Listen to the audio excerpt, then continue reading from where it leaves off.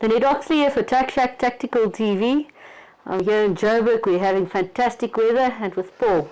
Yeah, the last of the summer wine. Absolutely. Just come from the range. It's nice and hot in the range, and there's a couple of families that's actually enjoying shooting together before I left it, which is nice to see. Obviously, the kids are on holiday. It must be. Yeah, gotta be. In any case, how's things going? It's been, hopefully this is the last of the many public holidays coming up for weekends, long weeks. Absolutely destroy an organization. Yeah. There's no certainty about anything. The banks trade on this.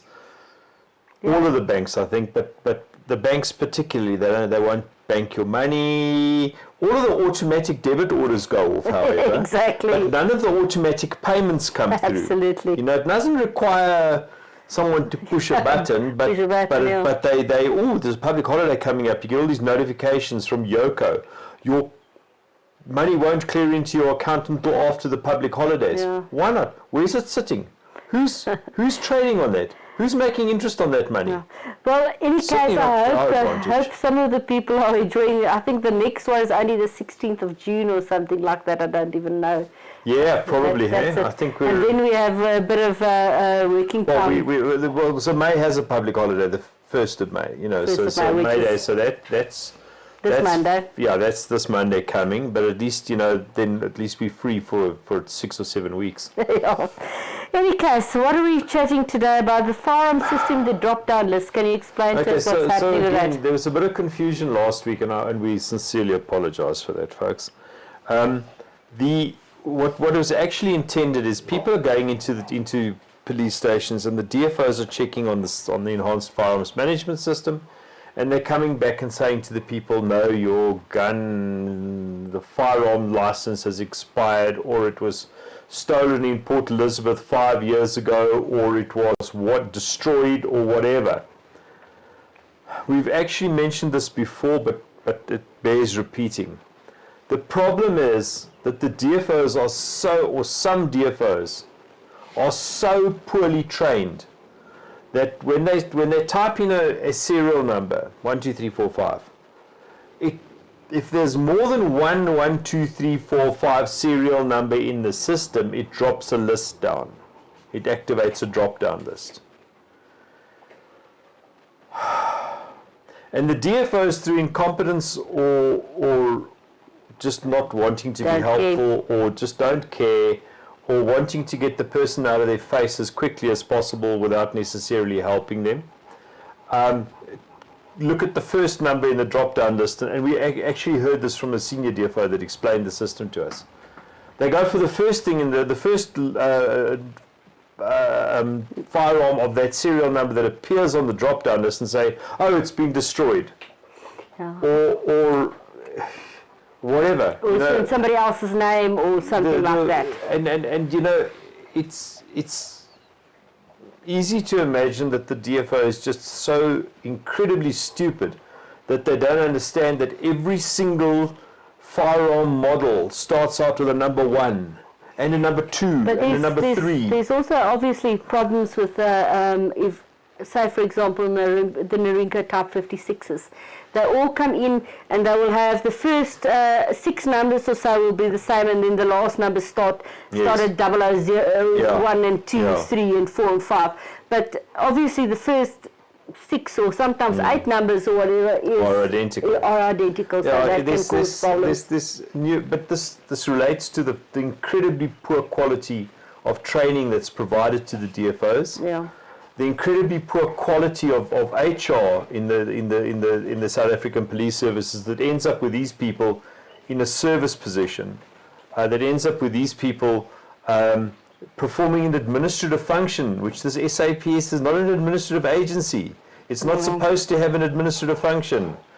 In any case, again, we back to SAPS should not be in charge of the firearms registry. They're the very worst people. It's opened up the doors for corruption, because a relatively junior clerical position now has the ability to create unknown wealth for themselves. by various police means. station. Yeah, well, just not just that's the 6. That was the 13 store clock, but there's now, and I don't want to say that DFOs may offer to backdate stamps but this is something that they could do. This is an opening for corruption. It's a horrible thing that none of us want to have anything to do with. Yeah, so that leads to them being multiple serial numbers on the system. But identical serial numbers on the system. I have had sometimes that one gun had the same serial number. We've actually had that in the past. Yes, we have. I can't remember what the circumstances was. It was I think it was a Vector LM6 that had, yes. And there was 2 guns, same serial number. So yes. that can also happen. That can happen, but again, the guy who's punching the numbers into the gun, and typically that doesn't happen very often. That's I've only really, seen it once in all of the years. That's really a black swan. Yeah, I've only seen that once in all of the years that we've been in business. Correct. So there's that. Hello, Uji. He's put the ball under your chair now. He's staring at you. No, I think it might be you. Hang on. He's staring at one of us. No, I can't find it. Sorry, no, it's in front of you, Lynette. Oh, okay. Sorry, guys, we just have to do this, otherwise. Oops. Okay. Otherwise, he barks at us. Okay, so the other thing is competency for disabled people. Do you want to start, and then I'll... I suspect I know what's going on here. So we've had a couple of people that have complained that they are being refused competency because they've got some sort of because disability. They have some or other disability. I have a vague suspicion that we have again got an idiot DFO that's looking at the description of a fit and proper person and saying, well, this person's only got one leg, he can't be a fit and proper person because he's not fit. We had that before with people, with DFOs asking for medical certificates from applicants to prove that they're medically fit. I mean, that's not what fit and proper person means, you idiots. So I had a client, and I had to wonder about exactly how I'm going to do it, but the lady was born with a congenital birth defect, so she only has one arm, or half arm. And I thought, how is she going to actually cope with it? And she coped absolutely fantastically better. Because these people have to learn coping mechanisms. And she racked the gun, and she actually shot better than a lot of my able people. Yeah. But she had massive issues when she went for her fingerprints. Make sure she only have fingerprints on the right hand. And she at least has, she's got a good sense of humor. I can just imagine her standing there with a guy. And she's cheeky as hell, and she said, but I don't have other fingers. I can't give you other fingerprints. And they were like, what? So yes. But this is again reverting to the quality of the person that's hired by the South African Police Service. That's put in this what we view to be a critical clerical position, and the training that they receive, or the training that they don't receive. The DFOs should be able to apply their minds to these kind of circumstances and figure the shit out. But they can't, or they won't, or they just don't. And that's not what an administrative agency is supposed to be for. But then we know that the SAPS is not an administrative agency. It's supposed to do policing. They grabbed the enhanced firearms management system and the functions of the CFR and held them close to them where they really shouldn't have. Yeah. It was a mistake made long time ago.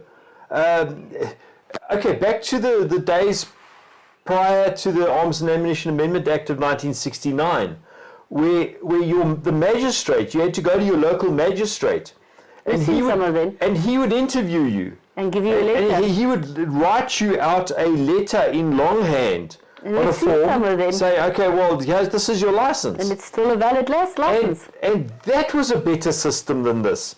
because there you had somebody that was actually evaluating you face to face. Somebody who one would think saw thousands and thousands of criminals and non-criminals pass through his courtroom over the years, and actually can figure out when something's not right, not lekker. Yeah. That person was in a better position. The moment this SAPS seized control of the system in 1969, we started to become subject to the whims of a government official without the training. Somebody who was literally, as Brigadier Botma explained to me, literally only requires clerical skills, when they plainly don't. Yeah. You need to know what caliber codes is and stuff, and that's still a massive... Well, the whole thing's sitting with the SAPS. That's why they get screwed up the whole time. Because the SAPS is the most incompetent agency to be handling that. Yeah. Sorry. So the story is with the disabled people, if a person is able to hand a gun, if he's in a wheelchair, have one hand, one leg, whatever, but he can handle the gun, there should be absolutely no... okay, so that's wrong. Don't go down that road. That's the purpose of proficiency training. Yeah. If they can pass the practical in their proficiency training, yeah. the SAPS don't get a say in the guy's in a wheelchair, he's not fit. You know, how bizarre is that you allow junior clerical level people to make these kinds of decisions. And it's then just maybe I'll bring a topic up that has been irritating me lately, as the whole story is, and I've encountered it recently, and I keep saying to the people, some people in gun shops are now telling people that you may not shoot a gun if you own a gun and you take your child to the range, you're not able to let the child shoot under your supervision. And my question is, have that person that's working in the gun shop actually passed the proficiency training for competence and passed the knowledge of the Firearms Control Act? Because it's quite clear that you can. Yeah. So don't make up silly rules and regulations. That irritates me. Guys, if you don't know something, it's no embarrassment, it's no shame. I don't know lots of things. And I'll say to you, sorry, I don't know. I'll have to ask somebody. Or you're right, I'm wrong. I don't have the correct information. And I've got an ego the size of Texas. But, you know, I'll back down if I'm wrong on something. Absolutely. These people think that they have to have an answer for everything, because if they don't have an answer for everything, it shows that they're idiots. Yeah. No, the fact that they invent stuff shows that they're idiots. Makes me very angry, because somebody shows that they're idiots. Yeah, because somebody came on to my range and says, but now how can you do your proficiency? These people say I can't. And that just made me angry. So just one of the things look, guys, don't make shit up. Yeah. We again had on Gunsite Forum, one of the oldest. We had some guys suggesting today that people making stuff up again, suggesting that the regs, the regulations. So Para 13 sub 13, the one that says that the receipt for your renewal is all the proof that you need that you have a license. Some guy saying, who should know better, saying that no, that's plainly not enough proof. Dude, you don't get to make the law. The law is already there. The regulations are already there. The regulations are already in place, and the regulations make sense. The regulations are that your receipt for renewal constitutes proof of license. That's it. If the administrative side from the SAPS side is not your problem. But you need to take photographs of you handing it in and blah, blah, blah, blah, blah, blah. This is gun shops making up rules. It's just as bad as people who should know better making up rules. It's just as bad as police employees making up rules. Saying, for example, that you can't have don't, guys. jacketed hollow points. Don't make up rules. Follow the law. Which brings us to another point. It's been circling the drain for a long time now. The rent-seeking metro cops or the rent-seeking provincial traffic cops out near Hammanskraal that are stopping cars, particularly if they looks like hunters. And there's been a couple of social media posts about this, and it's, you know, really, guys, and it happens every hunting season. Around up to the hunting season, you get these guys, and they're rent-seeking. They're looking for Kentucky and cool drink money on the side of the road. So they pull people over, and on the threat of arrest, and if I believe they have actually arrested, right, it's reported that they have actually unlawfully arrested a couple of people who have, because they're traveling in the car for a long distance, they take their gun out of their holster and they put it in the pocket on the door of the car, or in the center console, or under the seat, or some stupid thing like that. Guys, rather get a decent holster, you know, just saying. But when you're in the car with the gun, the gun is under your control. Just as when it's in your hunting rifle's in the boot, it's under your control. It doesn't have to be on you. You don't have to like have it in your hands and grab it. That relates back to last year this time. The legal services, provincial legal services in the Free State issued a directive which was distributed to all police officers, saying to the guys, it doesn't carry on section matter 16. If the guy's got a section 15, 16, 13, as long as the guy's got a license for the firearms in his car, leave him the hell alone. Yeah. Just don't hassle him. So if you have any problems, So this is now seeing a rebirth. With this Hammanskraal story, where the cops are plainly acting unlawfully. They're plainly just looking for a bribe. They're trying to tell the people they're not allowed to travel with their section 15 or 16 firearms loaded, because the law states that you can't store them loaded, which means stored as per the FCA in a safe, an approved safe, etc., etc. So the cops are using this as a way to try to get money out of, to get bribes out of people. And now we have some organizations jumping on the bandwagon and saying they're going to go and meet with this and that and that. We've already got the directive from SAPS, guys.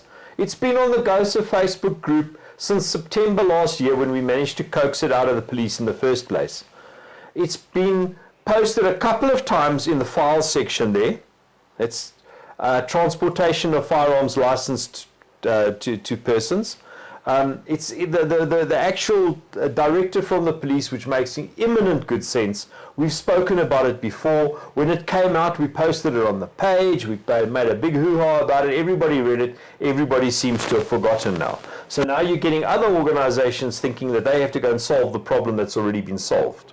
So I would just suggest that if you're a GOSA member and you do get into a situation that you are stopped, the GOSA, if you're a member, you have the telephone number. I think it's from Diamond or Gold member. I'm talking under upwards. You have the GOSA law phone number. Put the GOSA lawyer on. Phone them and put them on speaker. Record the rent-seeking traffic cop that's trying, also a SAPS member, because there's nothing saying that SAPS members are above this kind of extortion.